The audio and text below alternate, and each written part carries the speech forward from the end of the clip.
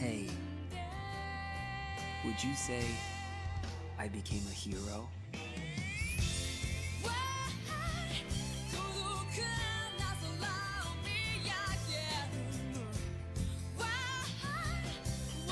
I would say you did. I would say you did, Zach. Oh, it's such an amazing ending. Oh, it's such a great ending. One of the better endings in video games. It's not a perfect game, but that fucking ending slaps. Yeah, there's a bit of tediousness. The missions are copy and pasted forever. There's a ton of filler missions. I guess they're all filler missions. Areas are used over and over and over again. There's probably like 15 enemy types, but like there's 10 variations of each one of them to kind of pad out the roster. The gameplay is a bit simplistic, but I think it's fine for what it is. It's really, really good for a PSP game. The story, though. Story is so uneven. It's everything that has to do with new characters except Cissnei is awful. I like it. I'm not a fan of Genesis. Not really a fan of Angeal. Sephiroth is pretty good. Sephiroth is done surprisingly well. He's kind of this like aloof, little practical joker. He's good. I like Cissnei because she's very understated. You can tell she has a crush on Zack, and I think the emails also confirm that. If you talk to her in Junon, she starts a fan club where she refers to herself as Black Suit. She's kind of like a secret fan of Zack, unrequited love. Obviously, Zack has a thing for Aerith, and she's not going to ruin that. But she's basically Iris from Final Fantasy 15, except she's not underage. Actually, she might be. I don't know. How old is Cissnei in Crisis Core? I mean, they're all fucking child soldiers anyway. But yeah, I'm not a fan of Genesis. I think he's a complete fucking clown shoes. From start to finish, there's nothing good about him. Every scene he's in, he brings down the seriousness of the scene. And him as the final boss, it's kind of dumb. But I guess you had to have someone be the final boss. Like you had to have some story with which to place the larger context of what happens to Zack and what happens to Sephiroth. You had to have something there. And I guess he serves his job well enough for being the guy that you're fighting when you're not fighting Sephiroth, because the whole game couldn't be not Nibelheim. Nibelheim is like one chapter at best. You can't have the whole game just be Nibelheim, so... for what it is, it's pretty good. I love how they use Cloud. I think if they made this game today, they would focus too much on Cloud, and they would follow Cloud all throughout the game, whereas in this game, he's a very minor character.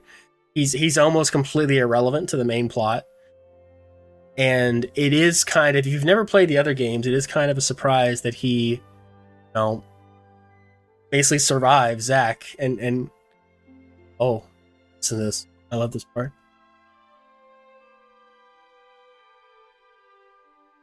I love this part of the score.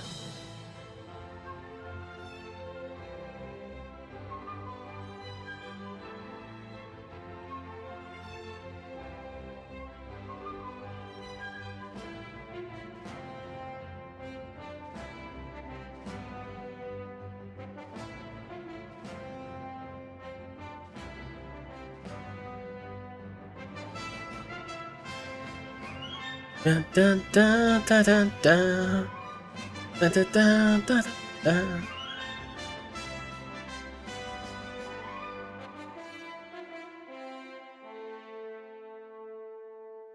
I love it. Oh, it never gets old. Yeah, so I was saying, yeah, I really like how they handle Cloud in this game. I think a more modern version of this, or a lesser game, would make Cloud too big of a focus, because it's Cloud! Look, it's Cloud! Everyone loves Cloud! But I love how in this game, he's almost like, just kind of a loser. He doesn't really factor much into the plot at all. I mean, I guess he's responsible for taking Sephiroth out, but it really does come out of nowhere. It's like, Cloud's gonna do this? What the fuck? I like how they don't let the audience's preconceived notions of Cloud affect the way they're going to tell the story. And Cloud is a very small part of Zack's story, whereas Zack is a huge part of Cloud's story. like, you know, Cloud's story is Zack's story to some extent. But I really like how the relationship between Cloud and Zack, the relationship between Zack and Sephiroth, and I love how that is just a small part of a larger story, even if that larger story is fucking garbage. I don't like Genesis. I think he's dumb. I hope he doesn't show up in the remake. Angeala's okay, I guess. There's like nothing that great about him. He's kind of very standard and stock. He's a very like plain white cracker of a character, and that's not just because he's white. What I mean is that like, who just sits down and eats plain white crackers? Nobody. Got to get some cheese. You got to have some dip. You got to have something to put on them, you know. And there's just nothing. He's a standard character. He works fine, but there's nothing very interesting or notable about him, I guess. Sung is like a non-person basically. It's like, oh, it's Sung from Final Fantasy VII, in which game he was also a non-person. So yeah, cool, great, yeah, whatever. I do love Cissnei, probably because of her voice actress. She's like so playful and like flirty and a bit sassy. And you can tell that she greatly admires Zack from afar because of, you know, her emails and you know, her pseudonym is Black Suit in the Zack fan club. But she's never going to say anything. She's never going to like reveal it to her, and because she doesn't want to make what he and Aerith have any more complicated. So I like that. Respect. Much respect. Who else? I think that's basically it in terms of the characters that matter. There's really not that many characters. You know, a huge part of this game, you know, 80% of this game is just going through the same copy-pasted levels over and over again for the missions, or being AFK so you can get all the DMW images, so you can get the goddamn Genji armor. I think I have about 60 hours played in this game, and at least half of that is just going AFK for the Genji armor. I mean, it's an old game. What are you going to do? It's a game made almost 20 years ago for a portable system. I mean, they did pretty good. They did all right. This was during that period of time where they were like, we gotta have a Final Fantasy VII game on everything. You know, you gotta have a Final Fantasy VII game on the PSP. We gotta have one on goddamn mobile phones. We gotta have one on the PS2. We gotta have a movie. It's like with Kingdom Hearts. Kingdom Hearts is like, yeah, you know, we had a game on consoles, but you know, fuck all that. We need a game on 3DS. We need a game on PSP. We need a game on goddamn mobile phones in Japan. We need a game on the N-Gage. We need a game on the 3DS. We need a game on, you know, the regular DS. Like, just, you know, fuck all that noise. Consoles? Who cares about consoles? We're not going to put a game on a console for 11 years. 2005 to like 2014 was a weird time in Square Enix, because they were just doing everything weird. But I think this is one of the high points of that weird period. Interesting period, to say the least. I like it. Pretty good. You haven't played it? I recommend it. Go for the platinum? Yeah. Honestly, if you just play the main story, you'll probably be very unsatisfied.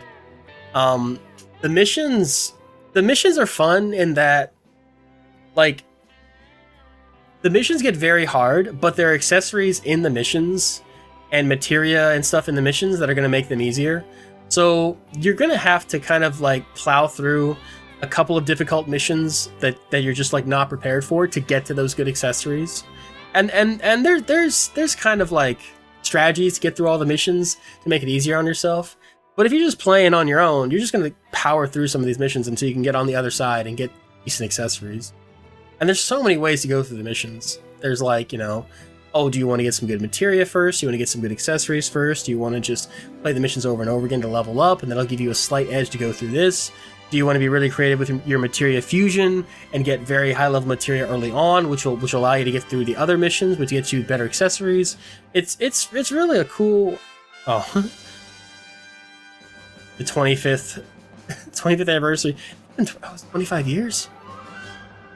Yeah, 2022 was 25 years. Damn. 25 years of Final Fantasy VII. Final Fantasy VII only came out 10 years after the original Final. Oh, bombing mission, bombing mission. I love how they finish it out with the intro to Final Fantasy VII. Fucking genius. I think they change it to more align closely with how the remake began. Or maybe they just straight up use... Yeah, they change it to align it closely to how the actual remake began.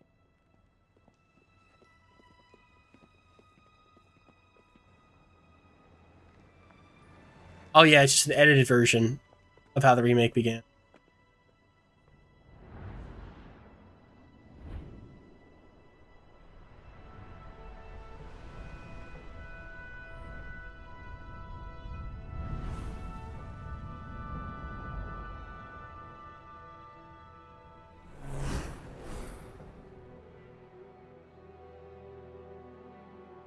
And Midgar, you never looked so good.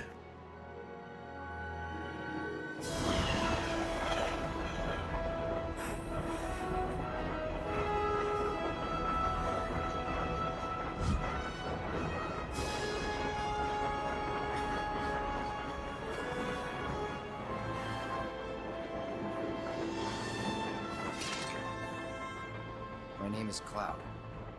Soldier. First class.